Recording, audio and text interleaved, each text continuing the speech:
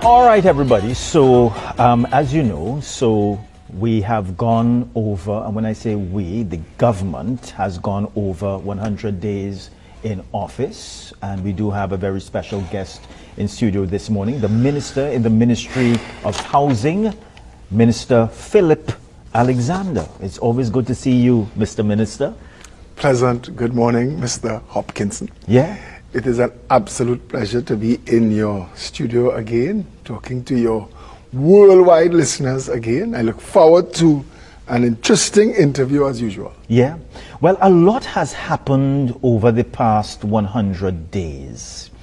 I think that we can say there have been some successes, there have been some challenges, and, you know, I think that I saw you in recent times, you and one of the other ministers, I believe it was Minister Gosain, touring Maracas Bay. I know that you are at the Ministry of Housing. So let's put everything on the table this morning. The 100 days, how it has been for you, what you have seen at the Ministry of Housing.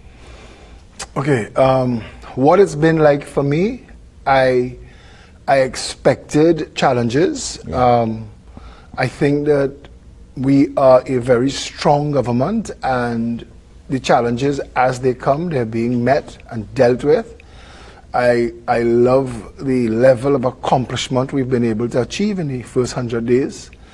At the Ministry of Housing, it's been eye-opening, the level of political manipulation that occurred in that organization. I will leave it there for now, because we have some information to come out, but I have to leave that to the line minister, the Honorable Dr. David Lee. He will be the first to unpack some of that. But the Housing Development Corporation under the Ministry of Housing is a major, it affects many people. It affects many people. We have 215,000 people on a list trying to get houses. The last government, the last administration built 4,700 houses in 10 years. The administration before, the People's Partnership, built 5,600 in 5. Our Prime Minister, the Honorable Kamla Persad-Bissessar, has given us a mandate of 20,000 houses. We're well on the way to getting ourselves in position to do that. We just got our board led by the esteemed Feroz Khan, and we are in gear to hit that ground running. We've had to put parallel positions in place while we deal with existing situations that we discovered there. So we've made whatever accommodations we had to make so that we can do the job while pursuing matters that need to be ventilated in the public space and probably even in the corridors of the justice system. Let's look a little bit about, because I know that this government would have come into office where certain housing projects, some of them works were underway. In some cases, work had stopped. What's the situation concerning those developments? Because I know that there have been a few across the country and maybe hundreds of houses, units where work would have been stopped. Well, the first site I went to, because I've been, I don't know if you've noticed, but I've been on the ground visiting most of the projects, and I've been spearheading a lot of the investigation. I've been given that responsibility. And the first project I went to was Cypress Hill, that was started by the Honorable Dr. Rudal Monilal in 15 years ago. And that housing projects could have taken that long, that they couldn't be completed is ridiculous, and is a testimony to what was the priorities of the last administration. We are facilitating, unblocking, removing all the obstacles to get all the existing projects complete, and we are going to be starting some big projects. We inherited some projects that have at least one that has to be, it can't go forward. The contractor did some very questionable work, and you can't put people to live in that.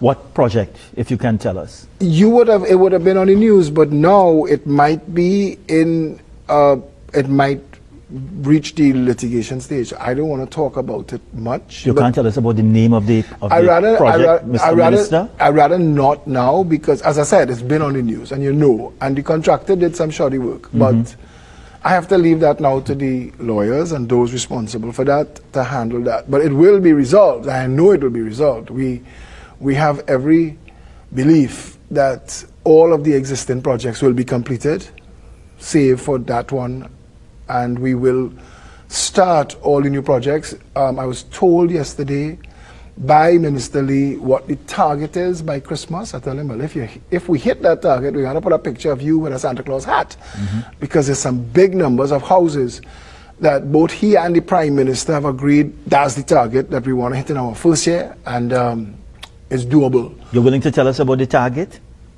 Why are you so cagey this morning, Mr. Minister? It's not about being cagey. This is not like Phillip Edward Alexander. No, it's not that. As you see, what is my information to give? You can hit all. But I think that we will be giving away in excess of 600 houses. By Christmas? By Christmas. All right. So that's more than 10% of the whole delivery of the last administration in 10 years. Yeah. And that will be a massive, and to start with those kind of numbers. But it requires finishing a lot of work that are in various stages of completion. But the public, we have so many people desperate to get shelter, and it's important. All right, here's what. Let's go to a very short break, everybody. Mr. Minister, please stay with us. We're coming back, everybody.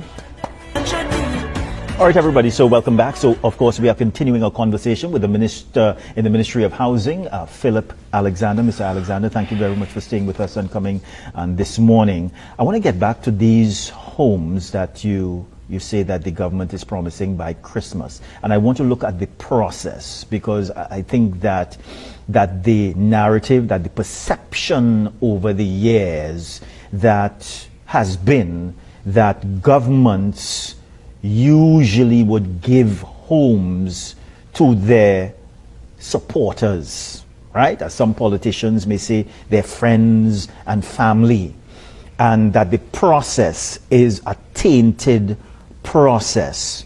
Has this government looked at, and let me just say, I don't know that, and I will say it, you may disagree, but I don't know that any government in the past can beat their chest and say they did not do that in the past. I'm just saying that. Every government would have done that in the past, right? So I'm asking you this morning, have you all looked at that process as it relates to how do you distribute homes this time around? In the Ministry of Housing, the word for that is allocation. How do we allocate these houses? Okay. What we found in our investigations into the last 10 years, 9.5 years, was that the majority of the allocation was not random lottery, but it was ministerial allocation. That means that the government of the day were picking and choosing who they put in which house. But every minister, as you know, in every administration is given a number of units, not so, to distribute? But that's not what took place. What took place, and I really try not to go at them, because, I mean, they're badly beaten and limping. I don't want to kick a wounded dog. But the PNM, what they did in housing has left the HDC unsure of itself. When you move the people who were using HDC as a feeding trough, it's trying to find itself back to being what it's supposed to be, facilitating home ownership for the development of the citizens of Trinidad and Tobago. So we're trying to get it back there fast. I have not been part of any other administration, but I'm a part of this administration, and you can say with no fear of contradiction how big my mouth is. And you know that I've stood for a lot of things in my life, and I didn't come this far to only get this far. I am in government to make sure that the people of Trinidad and Tobago benefit. I listen to the Honorable Kamala Persad-Bissessar. Her narrative is clear. Her narrative is clear. Don't lose sight of the ground. Don't engage in corruption. She tell us, you bust your head. She don't want us doing anything that is contradictory or contrary to best practices in government. That's our goal. I don't know if you know Dr. David Lee, but he is a man driven by his past successes, and he is ambitious to eclipse them. And he knows that he has two strong ministers with him, in the persons of me and Minister Roberts, and between us, as I said, 20,000 houses in 5 years is not a little goal. We met with the High Commissioner of India because they built 22 million houses in 7 years. So we want a technology exchange, and we're working on that right now to see how we could facilitate our development. A lot of people don't know that the visit by the esteemed Dr. Moody put us in a position where I was listening to Honorable Ravi Ratiram, the Minister of Agriculture, who got agro-processing facilities as part of the transfer from the state of India, and is already working towards getting us into cassava flour. And food independence is essential to our real independence. Yeah. And what we're doing in the Ministry of Housing is similar to that, and we will have some announcements to make when we have our technology that we're dealing with them for. But the reality is, and you can say that a lot of corruption has taken place in this country through government, through every state agency, through every ministry, and that's been our legacy. This government wants to change that. This Prime Minister wants to change that, and it's early times still. We're barely 4 months in office, but we've already demonstrated. She's demonstrated a willingness. I heard a political scientist say maybe she shouldn't have said that publicly, but it is why she said it publicly, to keep telegraphing to the public that this is not government as usual, that she will fire people who do not deliver. She will fire people who engage in practices that are against the best practices that she set out as for this government. And yeah. So we have been speaking a lot about the 100, well, we have been speaking a lot about the housing, but at the beginning I said, well, we are going to reflect on the 100 days. But there have been some controversies. Of course, I don't have to tell you, but I will tell you. The CPEP matter, URP, the way that the government has been dealing with crime, the state of emergency, these death threats against a number of your colleagues. What's your assessment? 35% reduction in violent crime and murder is massive in the first 6 months of 2025. That's massive. PNM could take some credit for some of it. This government did everything that it could to take us to a place where we're starting to feel safer. The business community have publicly said they're feeling safer. They're seeing it on the ground, that crime is down, physically down. So there's that. You asked about CPEP and URP. I said on an interview on another station, we came into office on a massive high, full-blown sales. We won, special majority, people happy. And then the Honorable Kamla Prasad, the Assessor, Minister of Public Utilities, Honorable Barry Pararat, they had to deal with, in that Public Utilities Ministry that had responsibility for WASAN, TNTEC, and CPEP, massive corruption. Massive corruption. It's in the courts. A judge stayed a matter and sent it to the DPP. That was a matter where the contractor was suing the state for firing them. And the judge said this had to go to the Director of Public Prosecutions. When you see that, every one of the cases brought against the state by the CPEP contractors have all collapsed, appeal, all, everything, they've lost all. And it's telling you that it's not hyperbole, it's reality, that the CPEP was infected. And it was hard to deal with because you had to look at 10,000 workers and you had to know that you're dealing with those 10,000 workers through these contractors. Yes. And it is the contractors that you want to get rid of. So we could, hindsight is 2020, you know. You and I could sit down here and talk for all of the live long day as to how you would have treated 10,000 workers. But the contractors is what they were addressing because a government, days before an election, without cabinet approval, lied to a board and signed renewals of contracts illegally, criminal matters that are before the courts now. That had to be dealt with. How do you deal with that? When you find out that within your 10,000 workers, and especially the Honorable Khadija Amin, URP, had to address the fact that, that we were infected and were financing the very gangs that ministers of national security come on your show for years and tell you they're dealing with the gangs, they're dealing with the gangs. What they meant was they was really dealing with the gangs. They were financing gang culture in Trinidad and Tobago through CPEP, URP, reforestry. And these things had to be addressed. If we are going to get to where we want to go, if we are going to keep the promises we made, if you want crime to come down, you have to dismantle the gangs. The Honorable Attorney General John Jeremy has outlined how that goes. And he is very clear in his mind. He said in the parliament, I sat there and I watched this man say, what we just dealt with was worse than 1990. And if people in 1990 had taken the steps that we had just taken, because it wasn't just declaring a state of emergency, it was dealing with the actual issues. They're in pursuit of people right now that they know are instrumental into what was supposed to be a massive attempt at overthrow. That's a tax against government. This is not a little thing that we're dealing with. The talking heads could call it controversies. A government being attacked by forces aligned to political operatives.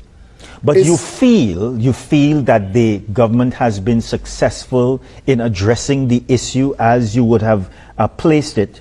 I would have spoken to Minister Padurath some weeks ago, and he did speak about the transition period where the CPEP and the URP and so on, it would be investigated.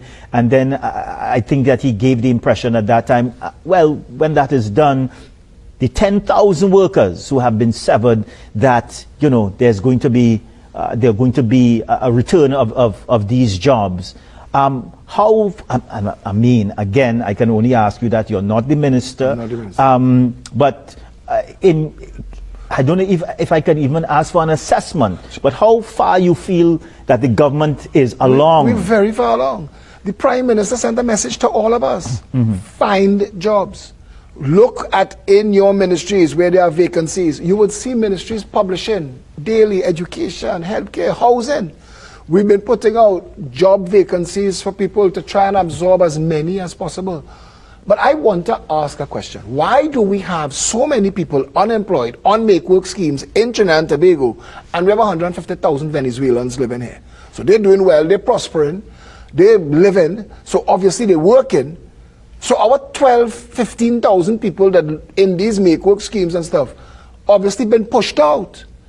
In the Ministry of Housing, I said this in the Senate, in the months leading up to the election, government ministers instructed the person responsible for estate management to hire 600 people. Where? He said, where? They said, find the work.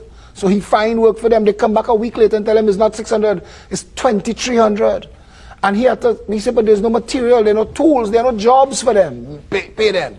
We come into office with these 2,300 people having been employed by the HDC and the Ministry of Housing and no money to pay them. They didn't have money to vote for them, and we had to find that. Minister Lee convened the management of the HDC and said, no matter what, you all hire these people, we have to pay these people. But those are examples of the political manipulation of state agencies in the lead up to the election, handing out housing keys, ministers driving around with keys and giving it to people. You vote for me, take a house. That is insane. That is not how a country is supposed to be run. That's misuse of taxpayers' funds. That's misbehavior in public office, and more of that going to come out. I know the wheels of justice move slow, but they're moving. And you're going to see at least one government minister is going to be before the courts for that.